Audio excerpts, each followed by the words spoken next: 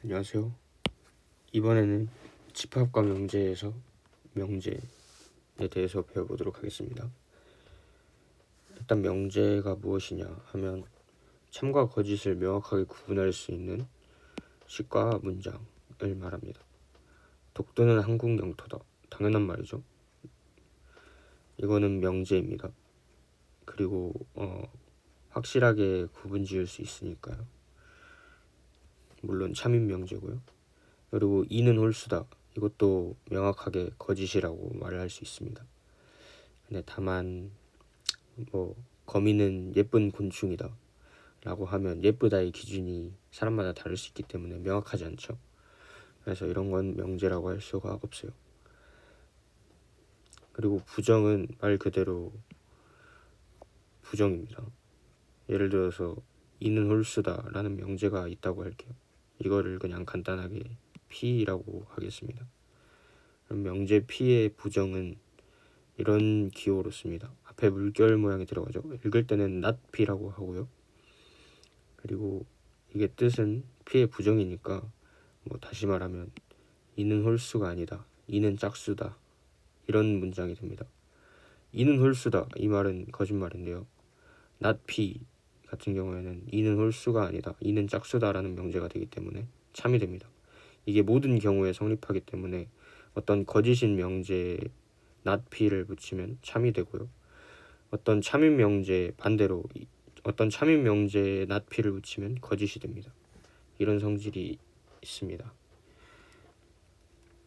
그리고 조건은 이제 명제랑 좀 비슷한 친구인데요. 이 조건은 집합의 기준이 되기도 합니다. 집합은 전 시간에 배웠는데 어떤 기준에 따라서 모임이 정해지는 거였어요. 이 기준이 조건이 됩니다. 참과 거짓을 명확하게 구분할 수 있고 변수를 포함한 식이나 문장을 조건이라고 합니다. 집합의 기준이 다 조건인 건 아니겠죠. 변수가 없는 경우도 있을 테니까.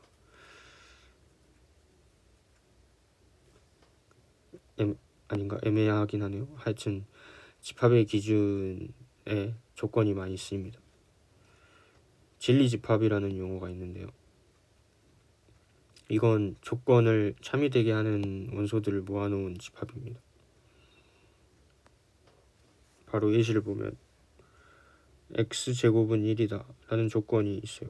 이건 조건이 맞죠. 왜냐면 이 변수에 따라서 참과 거짓이 갈리거든요. x는 1이다 이런 간단한 것도 조건입니다. 이 조건을 참이되게 하는 것들을 모아보면 마이너스 1과 1인데요. 이걸 모아놓은 집합을 진리집합, P의 진리집합이라고 합니다. 그리고 대부분 진리집합을 이 조건에서 썼던 알파벳의 대문자로 많이 쓰는 것 같아요. 그래서 Q 같은 경우에는 당연하게 진리집합이 그냥 1이 되겠죠. 그리고 이런 기호는 P이면 Q이다 라는 뜻인데요. 여기서 P와 Q를 정의했죠. 그래서 보면 x제곱이 1이면 x는 1이다 라는 문장이 됩니다. P이면 Q이다 이 기호가요. 그런데 이게 맞나요? 이게 지금 알게 되겠지만 명확하게 구분할 수 있어서 명제가 됩니다. 그래서 조건 두 개를 화살표 가정으로 이으면 명제가 되고요. 하여튼 그래서 이게 명제가 되는지 참 거짓이 어떻게 되는지 살펴보면 x제곱이면 x는 1이다. x제곱은 1이려면 x가 마이너스 1 혹은 1이어야 되죠. 근데 x가 마이너스 1 혹은 1일 때 1이냐? 아니겠죠. 당연히 아니겠죠. 마이너스 1일 수도 있으니까요. 그래서 이 문장은 명확하게 거짓입니다. 그래서 이 문장은 거짓인 명제가 되는 거고요. 그래서 저희가 살펴본 바에 의하면 이 진리집합에 포함되지 않습니다. 이 진리집합이 이걸 포함할 때야 비로소 참이 될 것 같지 않나요? 그래서 이 이런 명제의 경우에 Q의 진리집합이 P를 포함할 때 Q의 B가 Q의 부분집합일 때 이 명제가 참이된다 라는 거를 좀 생각을 해보면 알 수 있습니다. 그래서 이거 같은 경우에는 지금 Q가 더 작잖아요. 오른쪽이 더 작잖아요. 근데 오른쪽을 더 크게, 오른쪽이 왼쪽을 포함하게 이렇게 바꿔주면요, x는 1이면 x제곱은 1이다 이런 명제가 되죠. 그래서 이거 같은 경우에는 오른쪽이 왼쪽을 포함합니다. 여기는 마이너스 1, 1이고 여기는 그냥 1이죠. 그래서 1이면 마이너스 1 혹은 1이다 이런 문장이 되는데 당연히 이건 참이겠죠. 그리고 뭐 더 간단하게 사과는 과일이다 이런 명제를 생각해 볼 수 있는데요, 이건 참이죠. 왜냐하면 과일이 사과를 포함하기 때문이에요. 근데 반대로 이걸 뒤집어서 과일은 사과다 라고 하면 사과가 과일을 포함하지 못하죠. 오른쪽에 있는 게 왼쪽을 포함하지 못합니다. 그래서 과일은 사과다 이런 문장은 거짓이 되는 거예요.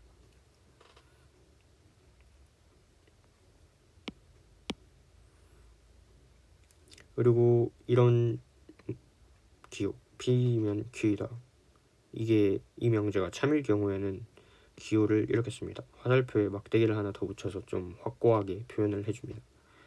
그리고 이런 경우에 왼쪽에 있는 조건을 충분 조건이라고 하고 오른쪽에 있는 조건을 필요 조건이라고 합니다. 이게 정말 검정고시에서 자주 나오는 부분인데요. 이거를 외우는 방법 좀 헷갈릴 수 있잖아요.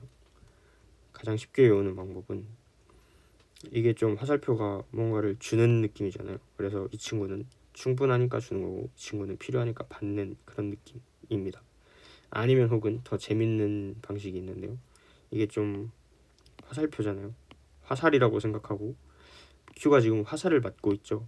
그래서 아프겠죠. 피가 날 겁니다. 그래서 필요 조건, 이 같은 경우에는 충분 조건 이렇게 됩니다. 이런 식으로 외우면 쉽게 외울 수 있을 것 같아요. 그리고 P이면 Q이다 이런 문장이 성립할 수 있는데 동시에 Q이면 P이다가 성립할 수도 있어요. 그런 거를 기호로 이렇게 나타냅니다. P이면 Q이기도 하고 Q이면 P이기도 한, 이게 다 성립이 되는 거죠, 둘 다. 그러면 이 경우에는 P는 Q의 필요 충분 조건이고 Q는 P의 필요 충분 조건이라고 합니다. 그러니까 서로가 서로의 필요 충분 조건이라고 합니다. 그리고 역과 대우 이라고 하는 게 있는데요. 이는 요즘 잘 안 나오고 옛날에 배웠던 것 같아서요. 이번에 안 다루겠습니다. 궁금하신 분들은 한번 찾아보시고 읽어보시면 좋을 것 같아요. 역과 대우가 뭐냐 하면요, P면 Q이다 이란 명제가 있을 때 여기에 역을 취한다고 하는데 역을 취하면 Q면 P이다 이런 문장이 됩니다. 그러니까 조건을 앞뒤로 바꿔놓는 거죠. 대우 같은 경우에는 이걸 앞뒤로 바꾸는데 동시에 둘 다 부정을 해줍니다.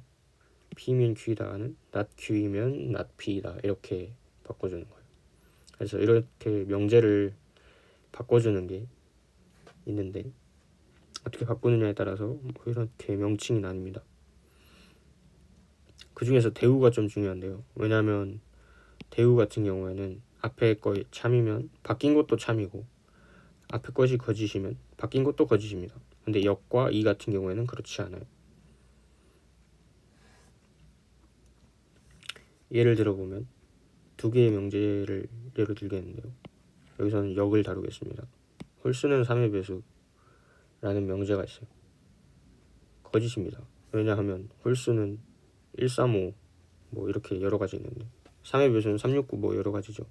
근데 홀수에서 1과 5 뭐 이런 숫자는 3의 배수가 아니잖아요. 그러니까 홀수 중에 3의 배수가 아닌 것도 있어요. 그러니까 거짓입니다. 이것에 역을 취하면 앞뒤가 바뀌어서 3의 배수는 홀수다 이렇게 되겠죠. 근데 이것도 마찬가지로 거짓입니다. 왜냐하면 3의 배수에는 6과 같은 짝수도 있거든요. x제곱은 1이면 x는 1이다. 이건 저희가 아까 했죠. 거짓입니다.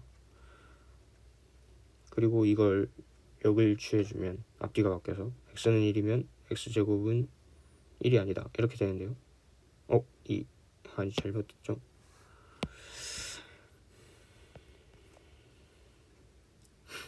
이렇게 됩니다. 그래서 이거 같은 경우는 참이 되죠.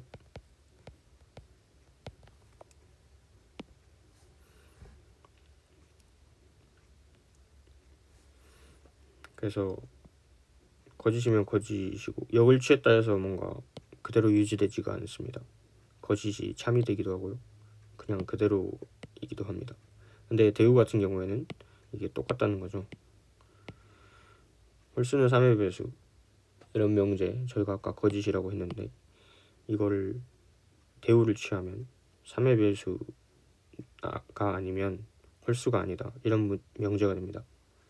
생각을 해보면 1과 같은 예외 케이스, 이 명제에 속하지 않는 케이스가 있어요.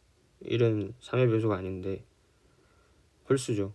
그러니까 이 문장은 틀렸습니다. 이런 걸 발레라고 하는데요.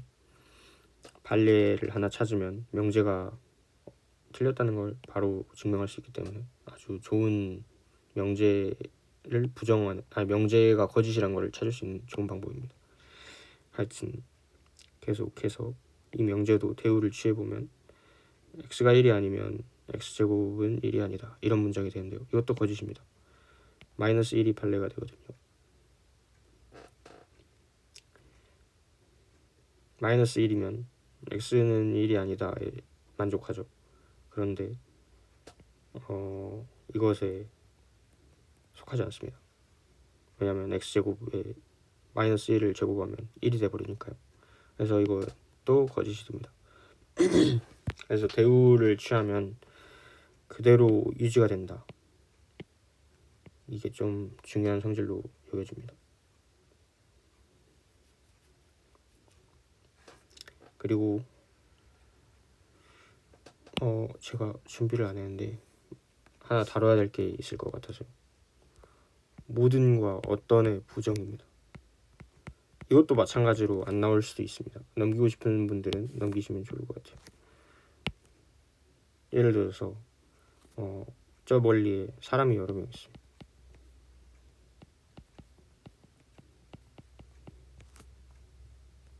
여기 있는 어떤 방 안에 모든 사람이 있는데 방 안에 모든 사람은 학생이다. 이런 명제가 있다고 해봅시다.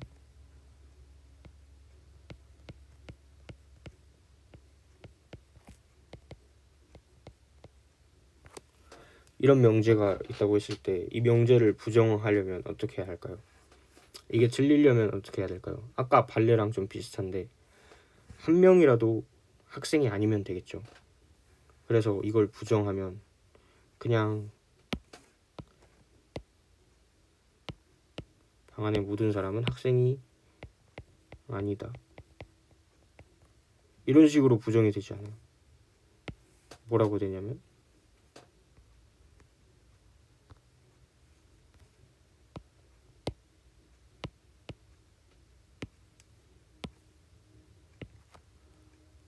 방 안에 어떤 사람은 학생이 아니다.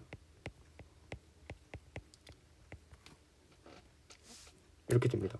생각을 해보면 그렇죠. 왜냐면 방 안에 모든 사람은 학생이다. 이 명제를 반박을 하려면 이 명제가 틀렸다고 하려면 한 명이라도 학생이 아니면 되거든요. 그래서 그걸 어떤이라고 말을 할 수 있겠죠.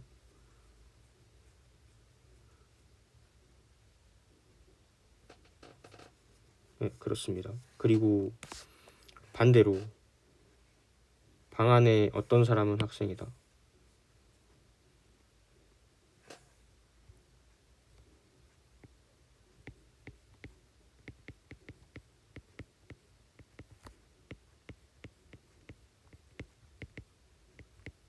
이 문장의 부정은 어떻게 될까요? 방 안에 어떤 사람은 학생이 아니다.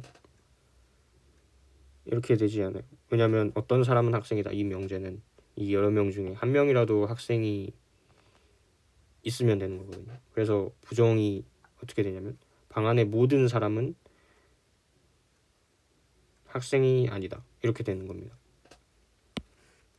그래서 부정을 취했을 때 어떤과 모든이 서로 바뀐다. 이걸 좀 이해하시면 좋을 것 같아요. 부정이 서로 이렇게 되는 거죠. 그래서 그냥 아니다를 붙여서